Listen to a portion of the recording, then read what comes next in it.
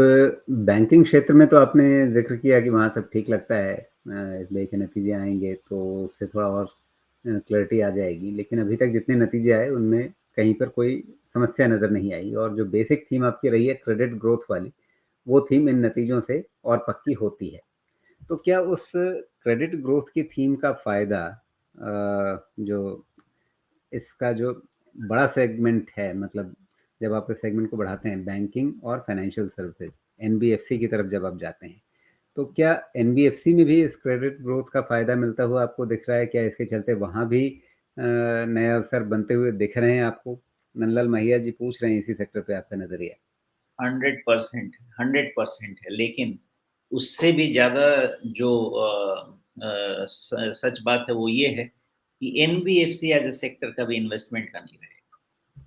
NB as a sector अगर उसपे जो रेगुलेशंस हैं और जो डिस्क्लोज़र्स हैं, अगर वो बैंकिंग जितने स्ट्रिंजेंट हो सकते हैं, तब तो वहाँ पे भी समझ में आ सकती है बात। बिकॉज़ एक समय में बहुत ज़्यादा पॉज़िटिव था माइक्रो फाइनेंस पे, लेकिन जो मैंने वहाँ पे एक्सीडेंट्स देखे, देख के ये समझ में आया कि जब तक अपने को क्लियर बैलेंस शीट समझ में नहीं आया, आउटसाइड बैलेंस शीट आइटम्स वाले जितने भी चीज़ें हैं, उन सब पे इन्वेस्टमेंट नहीं करना है। बिकॉज़ किस दिन कौन-सा फटेगा कुछ नहीं पता है आपको, और जिस दिन जो एक चीज़ जाएगा वो सब कुछ लेके चला जाएगा, वो पता नहीं होता आपको।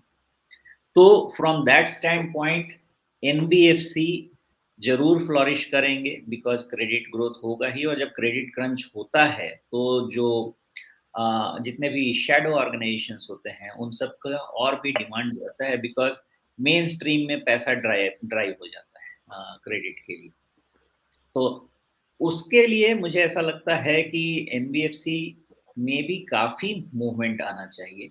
लेकिन एनबीएफसी हमेशा ट्रेड का ही कम से कम मेरे समझ से तो ट्रेड वाला सेक्टर ही रहेगा, और बीच-बीच में जैसे-जैसे मौके मिलेंगे उसमें ट्रेड कर सकते हैं। लेकिन पीसफुल इन्वेस्टमेंट तो आपको मेन प्राइमरी बैंक में मिलेगा, और आजकल तो पीएसयू बैंक्स भी अच्छे अच्छे परफ़ॉर्म कर रहे हैं। इसलिए अच्छे परफ़ॉर्म कर रहे हैं कि सबका बहुत अच्छी बात ये है कि मैंने पिछले 5, 7, 8 साल में यही देखा है कि एनपीए ट्रेंड जो कंट्रोल हो रहा है, एक्चुअली ये अपने ऊपर ना ग्लोबल स्टिग्मा हो गया। कहीं से भी ग्लोबल रिपोर्ट आती थी, इंडिया के बैंकिंग सिस्टम में बहुत स्ट्रेस है। क्यों स्ट्रेस है? हमारा जीएनपी और एनएनपीए सब हाई है, एशिया में सबसे हाई चल रहा है। अभी आप वो ट्रैजेक्टरी देखिए, सब बहुत कंफर्टेबल लेवल में आते जा रहे हैं और नीचे ही आ रहे हैं, कुछ बढ़ नहीं रहा है। प्रोविज़न पीसीआर भी अच्छा 75%, 85% ऐसे कवरेज करके रख रहे हैं लोग। प्लस जो फर्दर प्रोविजंस हैं वो बहुत ज़्यादा नहीं हो रहे हैं, तो मतलब एसेट क्लास तो सॉरी एसेट क्वालिटी तो इम्प्रूव हो रही है। तो ये बहुत अच्छा सिग्नल है अपने बैंकिंग सिस्टम के लिए। अगर आपका सिस्टम क्लीन है और उस पे क्रेडिट ग्रोथ का साथ है, तो आप समझिए कि सोने पे सुहागा है। ये समझ के बाहर की भी राइज़ हो सकती है बैंकिंग में, एज़ लॉन्ग एज़ हमारा ये क्रेडिट ग्रोथ रेट जो है डबल डिजिट में सस्टेन करता है। जी। सुमेश, आप एक तरह से पूरे एनबीएफसी सेक्टर को ही अपने इन्वेस्टमेंट पोर्टफोलियो से बाहर रखने की बात कर रहे हैं।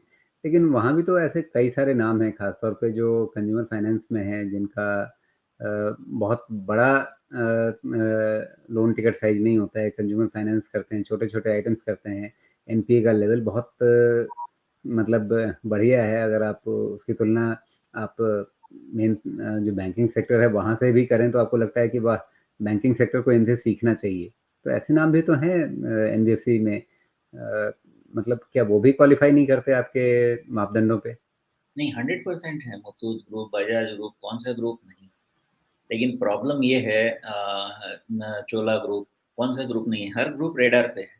लेकिन एनबीएफसी के वैल्यूएशंस कभी कंफर्टेबल रहे ही नहीं है इन्वेस्टमेंट स्टैंड पॉइंट से। अभी देखिए, वो एक ही बार हुए थे, वो हुए थे कोविड टाइम में। अब कोविड टाइम में अनसर्टेनिटी है कि बचेगा कि नहीं बचेगा। तो वहाँ पे वैल्यूएशन कंफर्टेबल भी हुए भी तो वो फेवर नहीं कर सके। लेकिन मतलब एन या तो कहीं पर आप उनके बेसिक बिज़नेस मॉडल पर आपको थोड़ा संदेह हो जाता है या उनके कॉर्पोरेट गवर्नेंस पर संदेह हो जाता है, या जहाँ वो सब चीज़ें ठीक हैं, वहाँ पर वैल्यूएशन को लेकर के बात नहीं बनती? बिल्कुल सही बात है। आप सुंदरम ग्रुप में ही देखिए, ये सारे कंपनीज़ मेरे रेडार पे हैं। लेकिन इनका प्राइस टू बुक कभी भी मीन के पास भी तो आए। मीन +1, मीन +2, तो एक्चुअली है क्या कि दिखता तो अच्छा है, लेकिन इन्वेस्टमेंट स्टैंड पॉइंट से, चाहे इसकी बात करें थोड़ा-सा हट के देखिए, एमएनसीज़ में भी देखिए, ये भी बहुत एक्सपेंसिव वैल्यूएशंस रहते हैं, लेकिन ऐसा नहीं है कि मैं एमएनसी ट्रेड नहीं इन्वेस्ट नहीं करता हूँ। कभी मौका तो मिले कि मीन के पास वैल्यूएशन पे आए, फिर उसमें बेट लिया जा सके, थोड़ा आगे बात समझ में आए तो। लेकिन मोमेंटम में अगर चल रहे हैं तब तो ट्रेड ही करना पड़ेगा, इन्वेस्टमेंट कंफर्ट तो नहीं आ पाएगा। लेकिन ऐसा नहीं है, एनबीएफसी में बहुत क्वालिटी प्लेयर है, नाम भी हमारे सामने है। जी।